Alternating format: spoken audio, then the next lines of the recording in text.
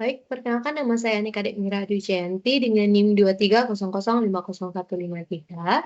Sebelumnya terima kasih atas waktu yang diberikan kepada saya. Eh, Pada kesempatan kali ini saya akan mempresentasikan mengenai analisis PMC, analisis SWOT, dan Porter Fight Force dari Midline.id. Jadi, latar belakangnya di mana industri kreatif di Indonesia terus berkembang dari waktu ke waktu, dapat dilihat dari banyaknya orang yang tertarik dengan kerajinan tangan. Yang berawal dari hobi yang awalnya hanya untuk mengisi waktu luang, kemudian muncul ide untuk mengembangkan hobi ini menjadi suatu usaha. Dengan memanfaatkan kreativitas dan bahan yang berkualitas, ide lain diharapkan dapat menghadirkan tren fashion yang tidak hanya unik, tapi juga berkelanjutan, di mana tas rajut menjadi pilihan karena mampu menawarkan keistimewaan, di mana setiap produk dibuat secara handmade yang memberikan kesan lebih personal kepada customer yang tentunya berbeda dari produk massal yang seragam. Lainnya ada bisnis model kanvas dari Midline, yaitu ada customer segment. Yang pertama ada segmentasi geografis dengan target wilayah pemasaran, yaitu domestik Indonesia, terutama Bali. Yang kedua ada segmentasi demografis dengan target wanita usia 18-40 tahun dengan status pelajar, mahasiswa, ibu rumah tangga, serta wanita karir dengan pendapatan yang menengah ke atas. Selanjutnya ada segmentasi psikografis dengan target yang wanita atau orang yang aktif di media sosial dan tertarik pada kerajinan tangan, fashion handmade, produk unik, dan personal, serta lebih menghargai kualitas dan keunggulan atau keunikan produk dibandingkan harga yang ditawarkan oleh produk. Karena eh, produk handmade cenderung memiliki harga yang tinggi. Selanjutnya ada value proportion. Yang pertama ada kualitas dan keunikan produk, di mana produk yang ditawarkan dibuat secara handmade dengan desain unik, detail, dan ketelitian dalam pembuatannya. Yang kedua ada customisasi, di mana pelanggan dapat memesan produk dengan desain, warna, dan ukuran sesuai dengan keinginannya.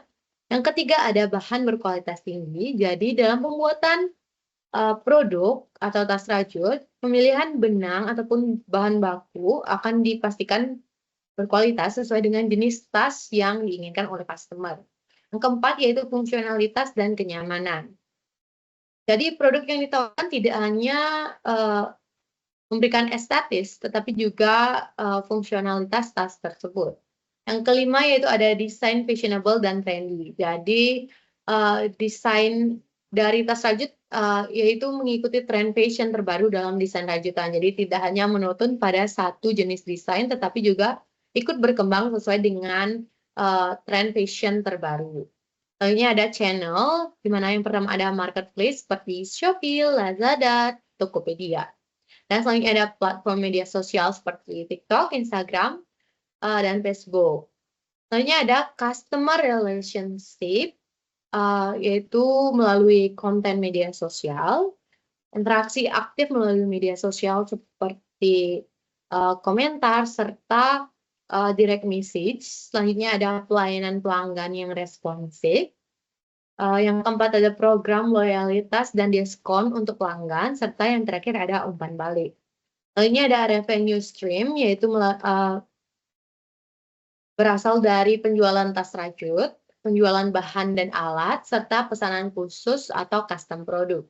Selanjutnya ada key resource, yaitu bahan baku seperti benang rajut dan aksesoris. Yang kedua ada peralatan dan perlengkapan seperti hakpen, gunting, alat jahit, dan perlengkapan untuk finishing.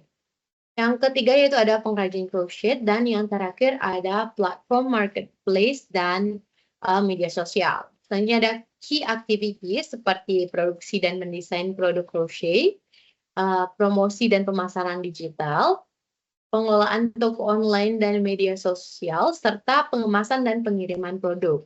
Selanjutnya ada key partners, yaitu supplier bahan baku, platform marketplace, kurir pengiriman produk, komunitas dan kelompok hobi sebagai pertukaran pengetahuan atau sharing session dengan kelompok hobi lainnya untuk memberikan inspirasi terhadap desain selanjutnya. Selanjutnya ada pengrajin crochet, platform pembayaran online, serta influencer dan komunitas fashion. Yang terakhir yaitu cost structure. Yang pertama ada fixed cost, seperti gaji karyawan, peralatan, biaya administrasi dan operasional kecil, seperti listrik dan internet, serta biaya pemasaran tetap. Selanjutnya ada variable cost, seperti bahan baku, perlengkapan, pengemasan, serta komisi dari marketplace. Selanjutnya ada analisis SWOT dari Midline. Yang pertama ada strength atau kekuatan, di mana tas handmade dengan desainnya unik, khas dan berbeda dari yang ada di pasaran. Yang kedua ada desain yang inovatif dan menarik yang terus berkembang mengikuti tren, jadi desain tidak hanya monoton.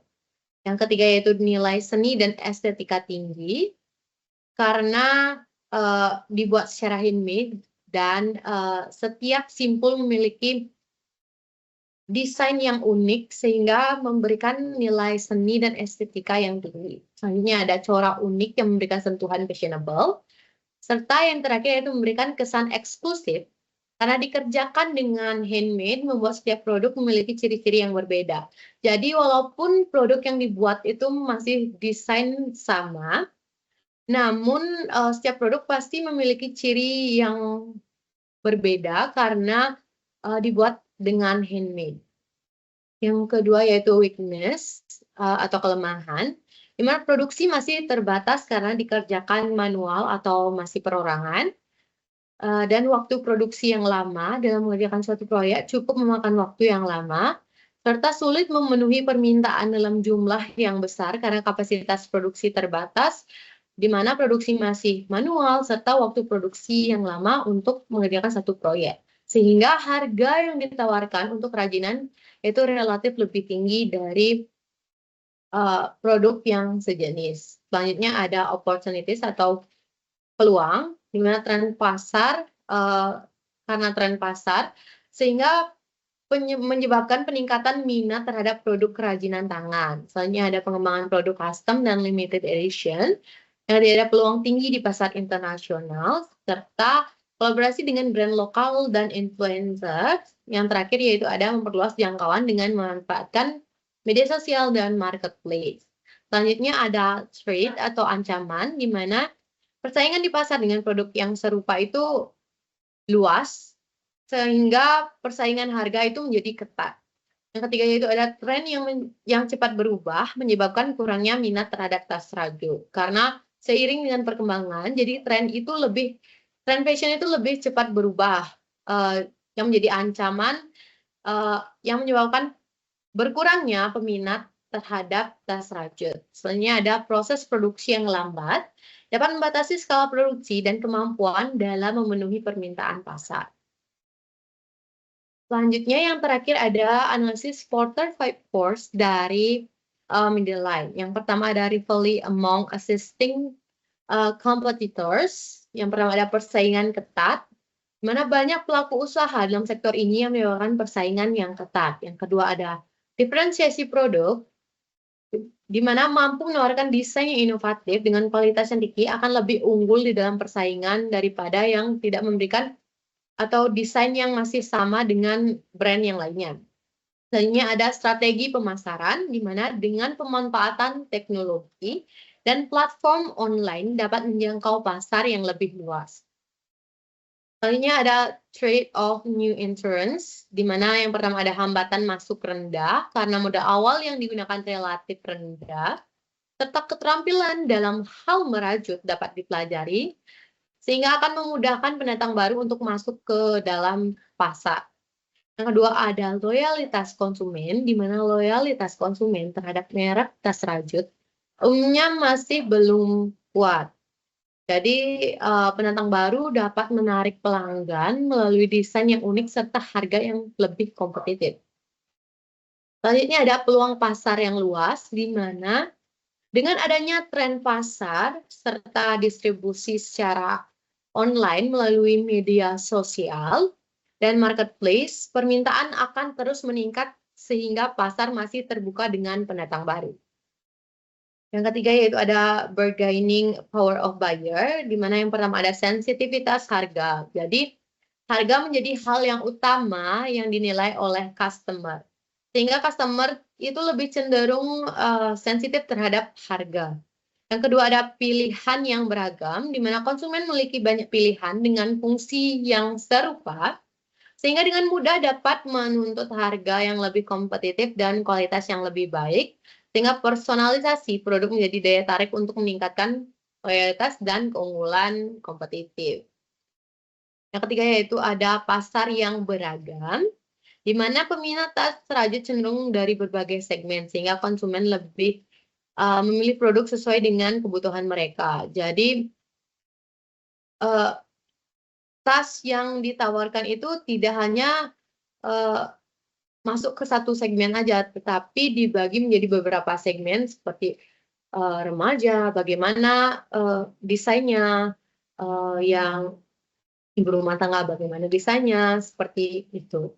Selanjutnya ada informasi melalui pemasaran digital, di mana dengan promosi online, konsumen dapat cenderung mudah menemukan informasi produk dan penawaran terbaik, sehingga meningkatkan daya tawar mereka. Jadi, karena adanya promosi secara online, customer itu bisa membandingkan harga produk, sehingga mereka itu akan meningkatkan daya tawar mereka.